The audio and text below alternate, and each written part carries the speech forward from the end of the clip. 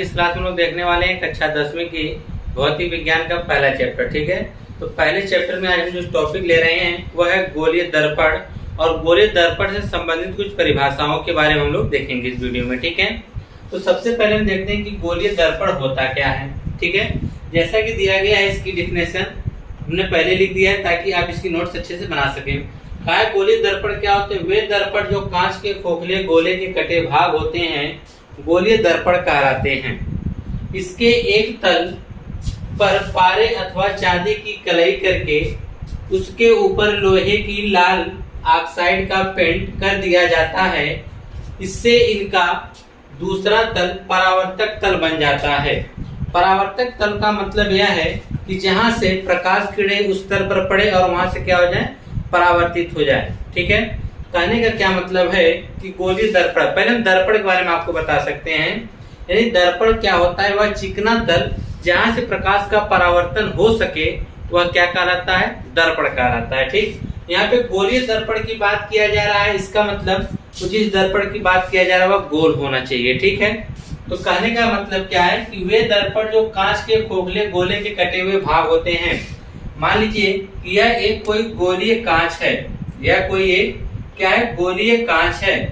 ठीक है, अब क्या है, यह गोलीय कांच है जो खोखला गोला हुआ है। ठीक है, अब इसमें से हम लोग क्या करते हैं? कटिंग कर लेते हैं। मान लीजिए कि यहाँ से हमने इसको क्या किया? कट कर दिया, यह सिरा यहाँ से कट कर दिया और एक सिरा यहाँ से कट कर दिया। ठीक है, इसको हम हटा लेते हैं। तो यहाँ देखिए जो हमको यह कटा हुआ भाग प्राप्त होता है, यह जो हमको कटा हुआ भाग यहाँ पे कांच का जो यह प्राप्त हो रहा है, इसी को हम लोग गोलीय दर्पण कहते हैं। यह जो हमारा कटा हुआ भाग प्राप्त हुआ है इसी को हम क्या कहते हैं? गोलीय दर्पण कहते हैं। अब होता है क्या है? कांच का मतलब है कि इसमें आप लोग आर पार देख सकते हैं, वह पारदर्शी होता है। तो हम लोग इसको दर्पण बनाने के लिए क्या करते हैं? इसका एक तल एक तरफ चांदी, या यहाँ पे लिखा गया है ना कि इसका एक तल पारे अथवा चांदी की कलई कर उसके ऊपर लोहे की लाल ऑक्साइड का क्या लगा दिया जाता है? पेंट लगा दिया जाता है। यानी यहाँ पे दो हमने देखिए एक खोखला गोला था, ठीक, उसके हमने दो हिस्से उसके क्या किए? काट लिए उसके छोटे छोटे भाग। अब यह गोलीय दर्पण इसी को कहा जाता है। दर्पण का मतलब है कि इसकी किसी एक सतह को आप क्या करिए? पेंट करके दूसरा तल उसका परावर्तक तल बना दीजिए। ठीक है, और यह गोले से कटा हुआ भाग है इसलिए इसको गोलीय दर्पण कहा जाता है। तो गोलीय दर्पण में अगर आप देखेंगे तो यह गोलीय दर्पण के दो कटे हुए भाग हैं। अब क्या करते हैं? इसके एक तरफ हम लोग पेंट लगा देते हैं। लाल रंग का जो है यहाँ पे लिखा गया है ना कि उसके ऊपर लोहे की लाल रंग के ऑक्साइड के क्या लगा देते हैं? पेंट लगा देते हैं इसका, जिससे इसका दूसरा तल, मतलब अगर पीछे की तरफ लगा देंगे तो आगे वाला तल क्या बन जाएगा? परावर्तक। अगर आगे की तरफ लगा देंगे तो पीछे वाला तल क्या बन जाएगा? परावर्तक तल बन जाएगा। तो ये जो कांच होता है वह पारदर्शी होता है। ठीक, यानी उसमें हम आर पार देख सकते हैं। लेकिन जब कांच के हम पीछे एक तरफ उस पर चांदी या पारे की हम लोग कलई करके उस पर ऊपर लाल रंग के लोहे का ऑक्साइड जब लगा देते हैं तो वह जो दूसरा तल है तो वह आपका अपारदर्शी बन जाता है, यानी हम लोग इस पार से उस पार नहीं देख सकते हैं। इसका मतलब है कि दूसरा तल हमारा अपारदर्शी होने के कारण इसका जो पहला वाला तल होगा वह क्या बन जाएगा? पारदर्शी बन जाएगा, सॉरी परावर्तक तल बन जाएगा। और इसी को क्या कहा जाता है? दर्पण कहा जाता है। क्या कहा जाता है? गोलीय दर्पण। गोलीय दर्पण का मतलब यह खोखले गोले से कटा हुआ भाग है जिसके एक सिरे पे हम लोग क्या करते हैं? तांबे अथवा पारे की कलई करके उसके ऊपर लाल रंग के ऑक्साइड का लेप लगा देते हैं, जिससे उसका दूसरा तल क्या बन जाता है? परावर्तक तल बन जाता है। और ये जो गोलीय दर्पण होते हैं दो प्रकार के होते हैं, एक अवतल दर्पण होता है, दूसरा एक होता है अवतल और दूसरा होता है उत्तल दर्पण होता है। ठीक है, अब इनकी हम पहचान कैसे करेंगे कि कौन सा दर्पण अवतल दर्पण होता है और कौन सा दर्पण उत्तल दर्पण होता है? तो यहाँ से देखिए जो अवतल दर्पण है उसके बारे में क्या बताया गया है कि वे गोलीय दर्पण जिनमें उभरे हुए तल पर कलई होती है तथा परावर्तन अंदर की ओर दबी तल से होता है अवतल दर्पण कहलाते हैं। यानी अवतल दर्पण की पहचान कैसे हम करेंगे कि वे गोलीय दर्पण, यानी ये गोलीय दर्पण दोनों हैं। ठीक है, अभी इनमें से आपको यह डिसाइड नहीं हुआ है कि कौन सा अवतल दर्पण है कौन सा उत्तल दर्पण है। अब हम डेफिनेशन से डिसाइड करेंगे कौन सा दर्पण है। ध्यान से देखिएगा कि वे गोलीय दर्पण जिनमें उभरे हुए तल पर कलई होती है, यानी इसके उभरे हुए तल पर क्या होती है? कलई तो हम मान लेते हैं कि इसको हम इसके उभरे हुए तल पे हम लगा देते हैं, कलाई कर देते हैं, ठीक है। चलिए इसके उभरे हुए तल पे हम क्या लगा देते हैं, कलाई कर देते हैं कुछ इस प्रकार से। या हमने कुछ इस प्रकार से इसको क्या कर दिया, कलाई कर दिया। यानी पीछे हमने जब कलाई कर देती है वाला जो तल है अंदर की तरफ, अभी हमारा परावर्तक तल बन गया है। क्या बन गया है, परावर्तक तल बन गया है। यानी कोई प्रकाश किरण ऐसे जाएगी, इस दर्पण से टकरा कर पुनः क्या होगी, ऐसे लौट आएगी, तो जिससे यह प्रकाश किरण की दिशा हो गई, ठीक है।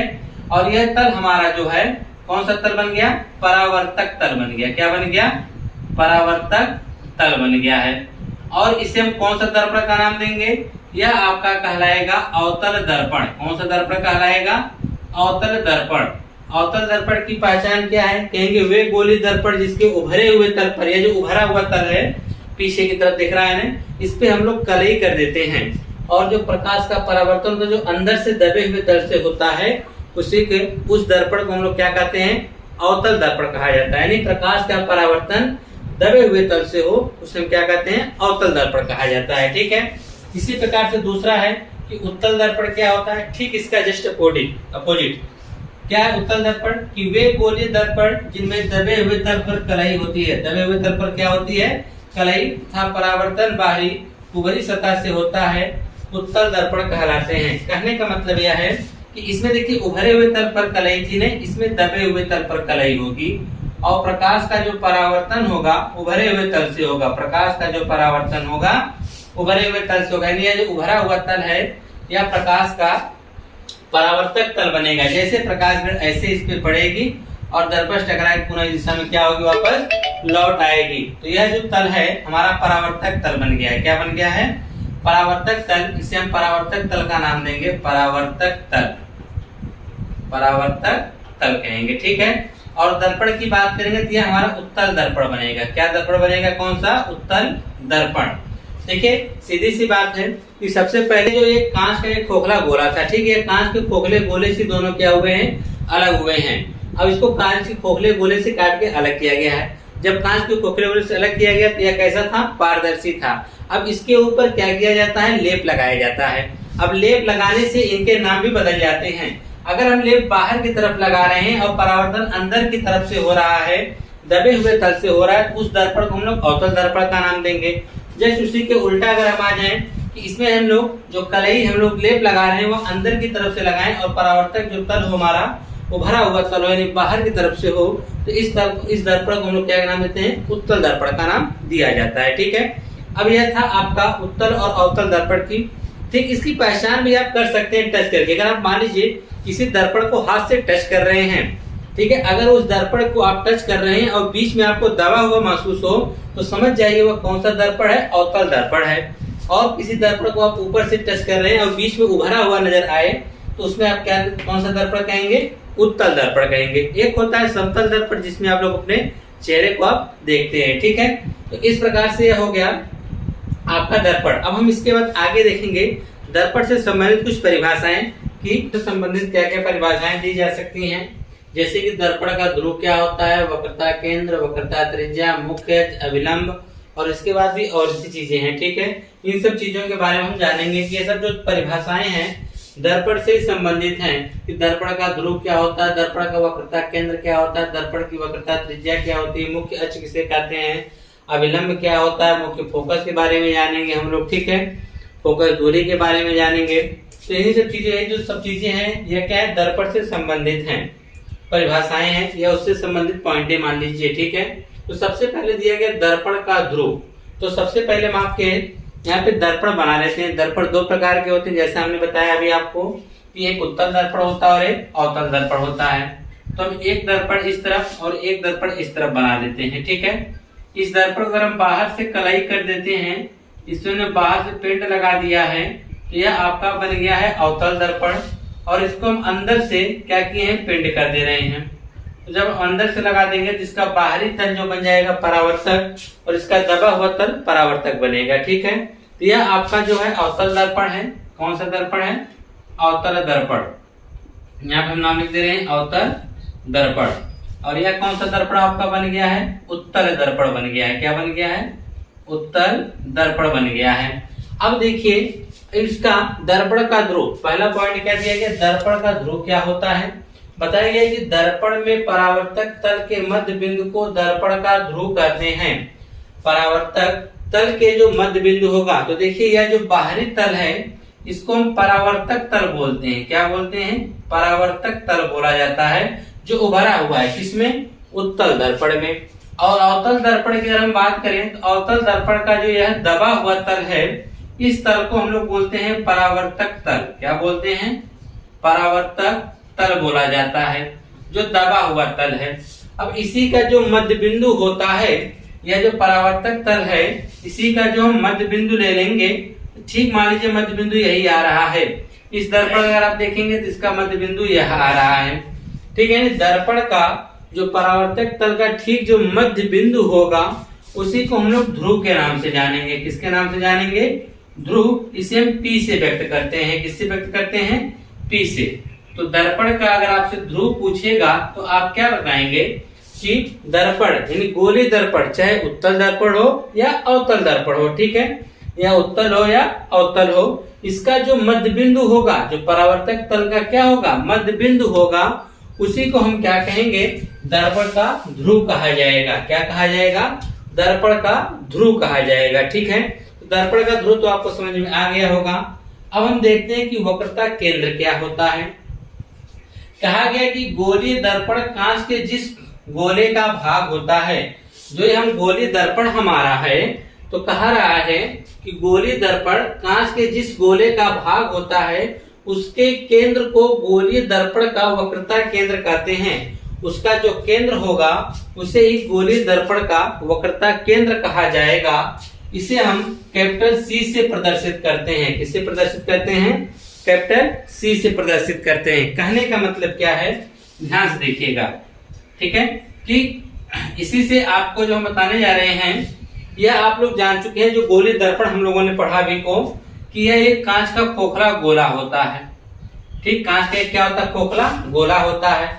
अगर गोला है तो उसका एक क्या होगा, अपना केंद्र होगा। उसका अपना क्या होगा, केंद्र होगा। और केंद्र को हम किससे व्यक्त करते हैं, C से मान लीजिए व्यक्त कर दे रहे हैं, ठीक है। तो अब यहाँ पर केंद्र एक गोला है, कांच का खोखला गोला है, और जो हमारा गोलीय दर्पण है, इसी कांच के खोखले गोले से ही कटा हुआ भाग है।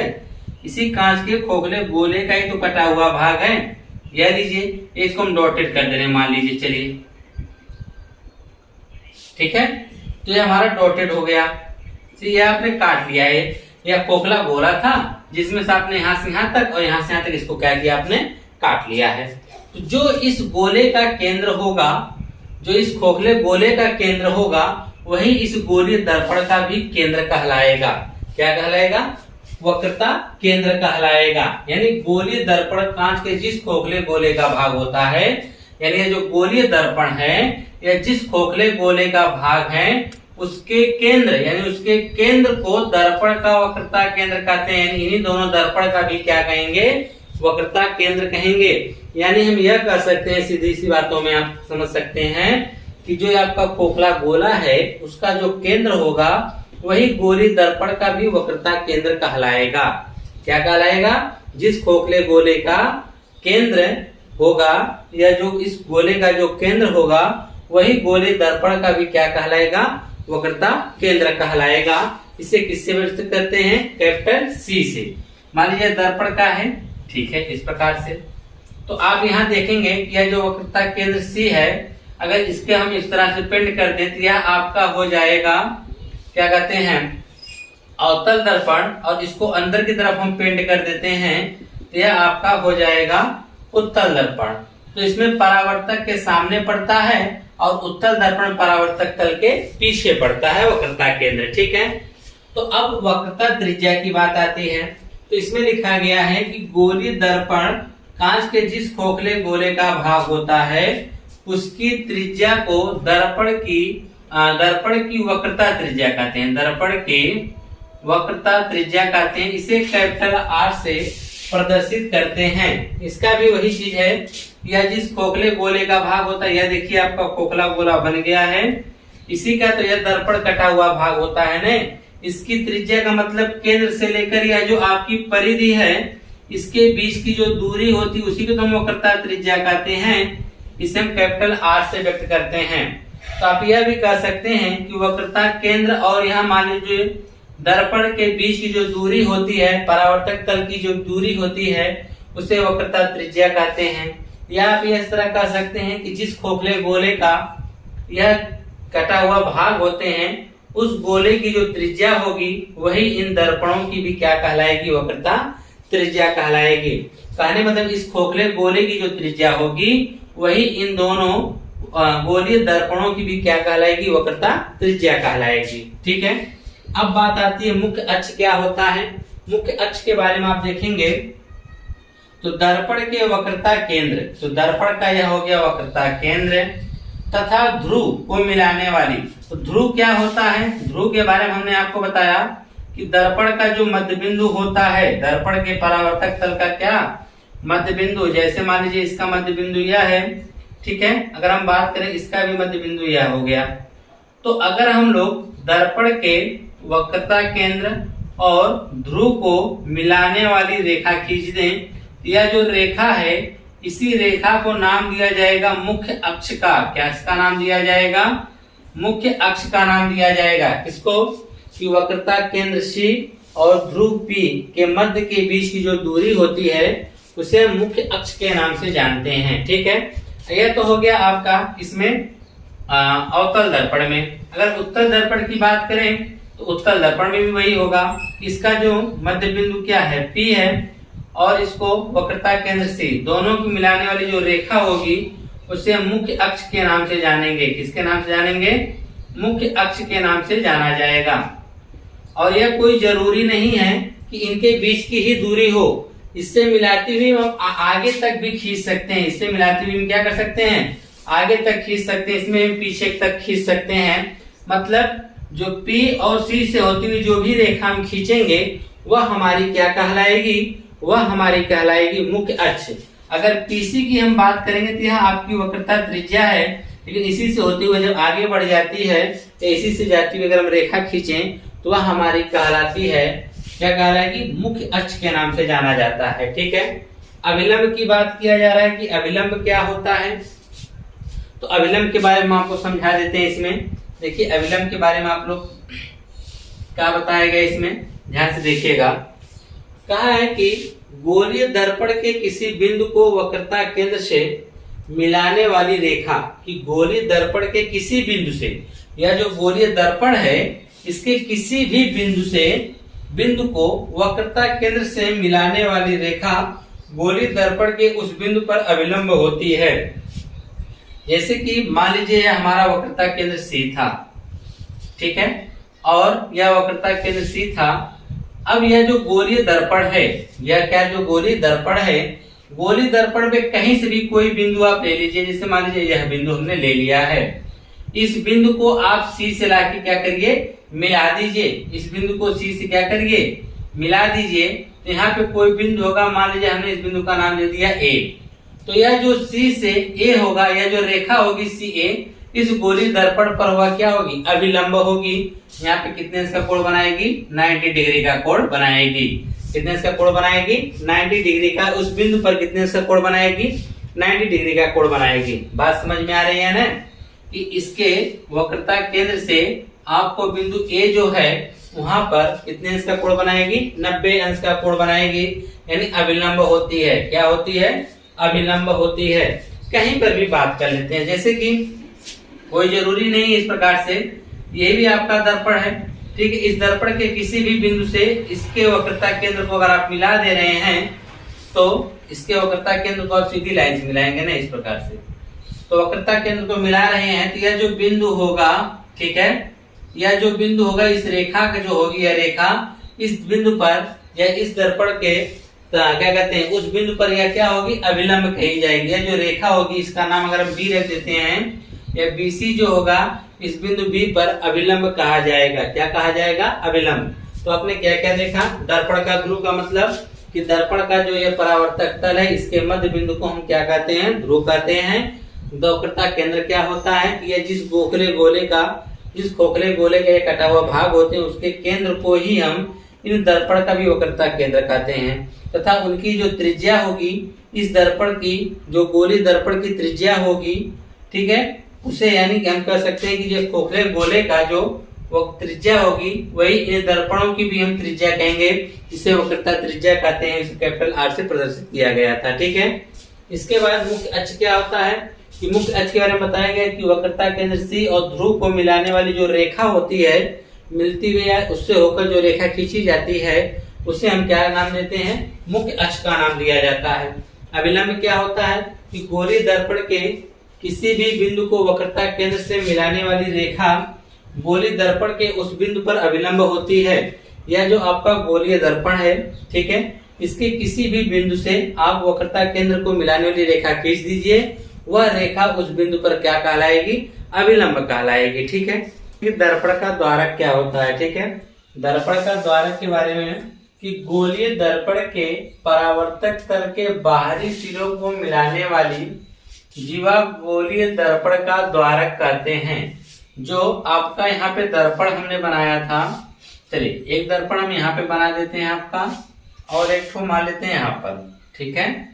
दोनों दर्पण के लिए लिख देते हैं। यहाँ पे हमने इसको बाहर से पेंट कर दिया है, तो आपका यह कौन सा दर्पण हो गया है, अवतल दर्पण हो गया, ठीक है। और इसको हमने अंदर से पेंट कर दिया है, तो ये आपका उत्तल दर्पण बन गया है, ठीक है। अब देखिएगा कि हम दर्पण का द्वारक के बारे में जानने जा रहे हैं, ठीक है, कि गोलीय दर्पण के परावर्तक तल, तो इसका परावर्तक तल बाहरी है, इसका परावर्तक तल अंदर की तरफ है, के बाहरी सिरों को, यह बाहरी सिरा है, इसको हम बाहरी सिरा कहेंगे, ठीक है। यह जो है, यह बिंदु और यह बिंदु, ये दोनों बिंदु कैसे हैं, बाहरी सिरे हैं, को मिलाने वाली जीवा, मतलब इसको मिलाने वाली जो जीवा हम खींच दे रहे हैं, इसी को हम दर्पण का क्या कहते हैं, द्वारक कहते हैं। यह जो जीवा दिख रही है ना, तो यह जीवा ही हमारी क्या कहलाती है, दर्पण का द्वारक। इसे हम व्यक्त करते हैं कैपिटल एम और एम डैश से। यह जो रेखा एम डैश आपको दिख रही है, इसी को हम लोग दर्पण का द्वारक कहते हैं। क्या कहते हैं, दर्पण का द्वारक कहते हैं, ठीक है। द्वारक है, आपने देखा कि यहाँ पर इसका यो एम और एम डैश जो है, इसी को हम क्या कहते हैं, दर्पण का द्वारक कहते हैं, ठीक है। अब अगला पॉइंट आता है फोकस अथवा मुख्य फोकस। क्या आता है, फोकस अथवा मुख्य फोकस क्या होता है, इसके बारे में हम देखेंगे। यह बहुत ही इंपॉर्टेंट है, फोकस और अथवा मुख्य फोकस समझना, ठीक है। तो देखिए क्या होता है कि गोलीय दर्पण के मुख्य अक्ष के समांतर आने वाली प्रकाश किरणें दर्पण में परावर्तन के पश्चात मुख्य अक्ष के जिस बिंदु पर वास्तव में मिलती हैं या मिलती हुई प्रतीत होती हैं, दर्पण का मुख्य फोकस कहते हैं। इसे कैपिटल एफ से प्रदर्शित करते हैं। यह जो आपका गोलीय दर्पण है, तो यहाँ पे देखिए गोलीय दर्पण का आपका ध्रुव हो गया, जिसे पी से आप व्यक्त करेंगे, ठीक है, गोलीय दर्पण का ध्रुव। और आप देखिए यह आपका उत्तल दर्पण है, यह आपका उत्तल दर्पण है, उत्तल दर्पण। और यह आपका कौन सा है, अवतल दर्पण है। यहाँ पर हम नाम लिख देते हैं अवतल दर्पण। अब देखिए नाम हमने क्यों लिखा है, दोनों दर्पण में जो हमारा मुख्य फोकस होता है वह अलग अलग दिशाओं में होता है। जैसे कि अगर हम इस दर्पण की बात करें जो अवतल दर्पण है, तो देखिए प्रकाश जो भी है हम किसी भी दर्पण पर डालेंगे वह बाईं तरफ से डालेंगे, ठीक है। तो यहाँ पे है जो प्रकाश डालने की जब बात किया जा रहा है, तो यहाँ इसका बाईं तरफ इस तरफ है और इसका जो परावर्तक तल भी इसी तरफ है। और इसकी हम बात करें उत्तल दर्पण, इसका भी परावर्तक तल बाईं तरफ है और हम इधर से इस पे प्रकाश डालेंगे, तभी तो हम बता पाएंगे कि परावर्तन के पश्चात वह मुख्य अक्ष के किस बिंदु पर मिल रही हैं, वही उसका क्या कहलाएगा, मुख्य फोकस कहलाएगा। तो यह हो गया दर्पण का ध्रुव और यह हो गया दर्पण का प्रकाशिक केंद्र सी। सॉरी, हम इसको हम क्या कहेंगे, वक्रता केंद्र कहेंगे, ठीक है। वक्रता केंद्र क्या बन गया, सी।